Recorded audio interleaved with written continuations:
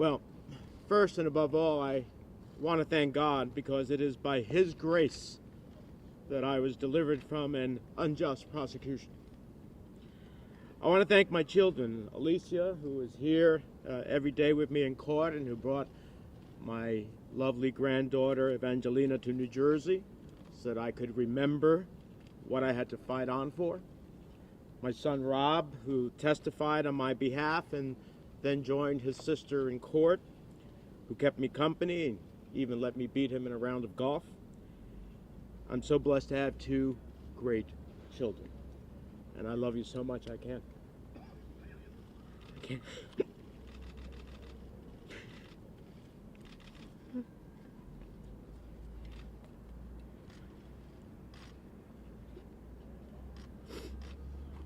I can't truly thank you.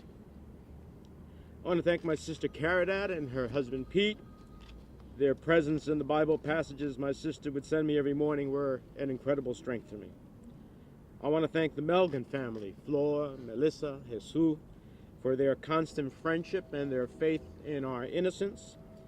And I wish my dear friend Sal success in his continuing search for justice. I want to thank my defense team, as well as Dr. Melgen's attorneys. Abby Lowell, the nation's premier defense attorney, who methodically tore apart the government's case. His partner, Jenny Kramer, a former prosecutor turned advocate for justice. Ray Brown, whose insights were invaluable, and his associates, Greg Hilster and Justin Kolbenschlag, who gave their total commitment to our cause. And to Dr. Melgen's defense team, Kirk Orgalski, Murad Hussain, John Cogan, and Sam Stern for their invaluable roles. I want to thank the jury, 12 New Jerseyans, who saw through the government's false claims and used their Jersey common sense to reject it. I appreciate their service. I appreciate their sacrifice and their time away from their family and their professions.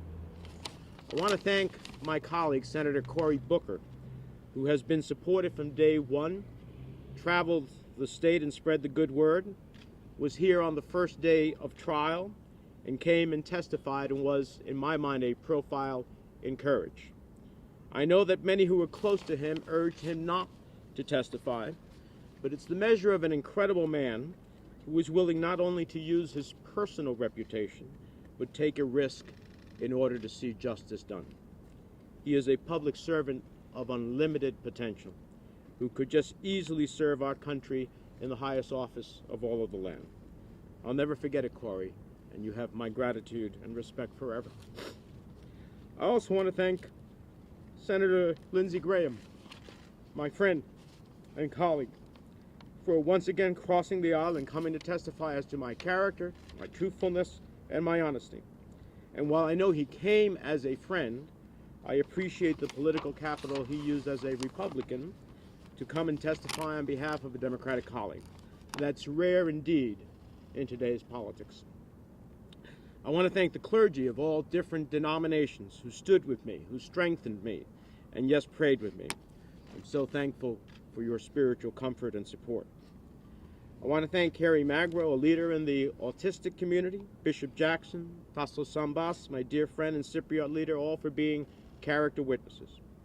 I want to thank the hundreds of New Jerseyans who I encountered along the last 10 weeks, who overwhelmingly expressed their support and, more importantly, their prayers.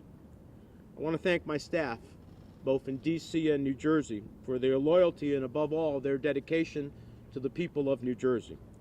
Especially Fred Turner, my chief of staff, Mike Solomon, my political director, and Mike Ortega, my special assistant.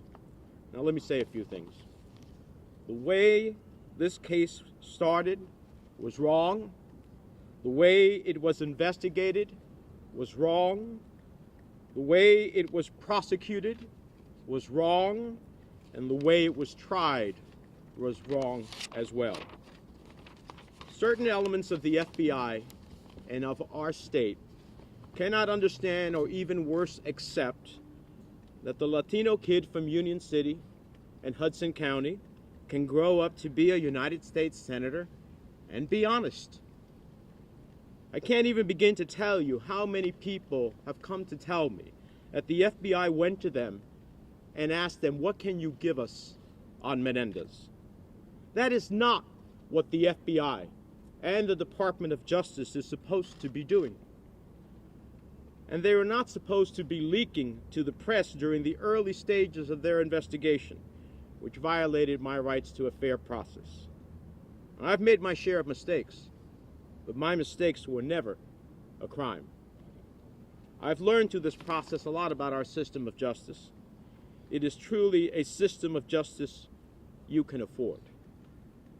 I understand why so many Americans feel that justice is elusive.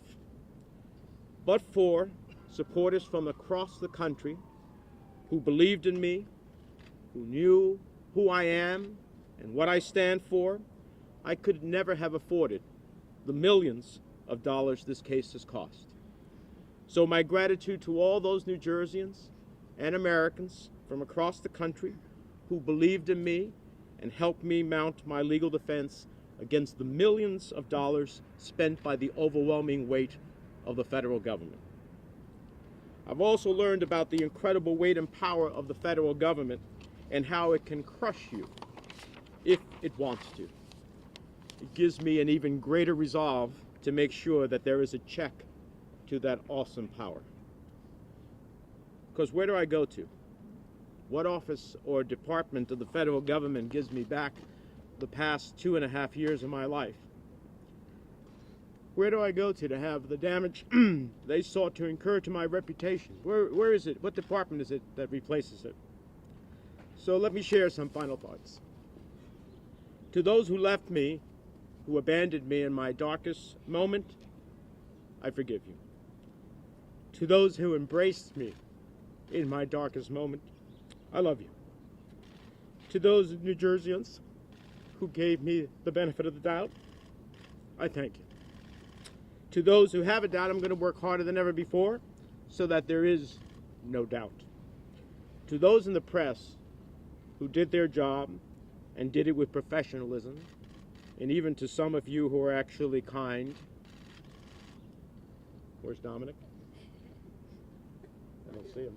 Dominic? I believe you showed others what a professional press is all about and why that freedom is so important to our society.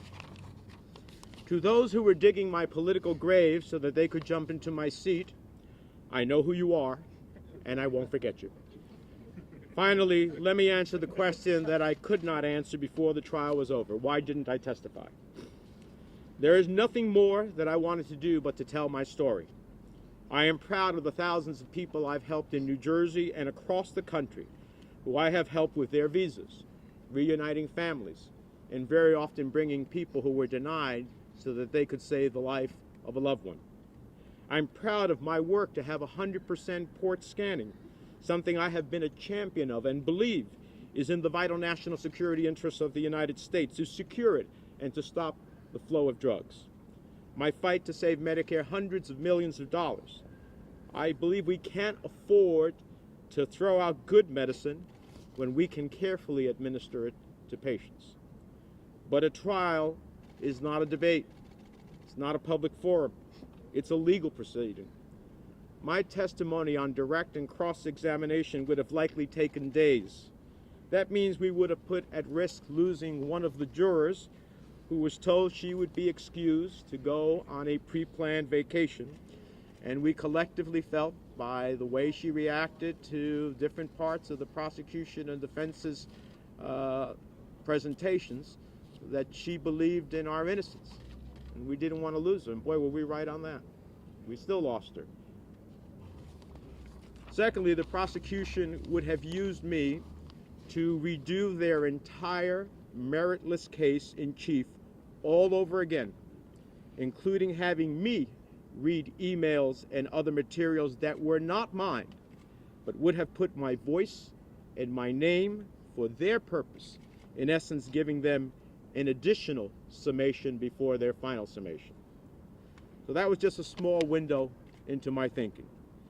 Anyone who knows me knows that I never seek a fight, but they also know that I never shy away from one. This wasn't a fair fight. I've spent 43 years, my entire adult life, in public service to the people of New Jersey and the nation. It has been one of my greatest privileges. I have served with honesty and integrity and given it my all every day. I am proud of what I have been able to accomplish for the people of New Jersey. I'm proud that many young people and many from the Hispanic community look at me and say it's possible to grow up poor, live in a tenement, go to public schools, be the first in your family to go to college, and rise to be one of 100 United States senators in a country of 310 million people. I look forward to going back to Washington to fight for the people of New Jersey and many across the country to help them realize their hopes, their dreams, their aspirations.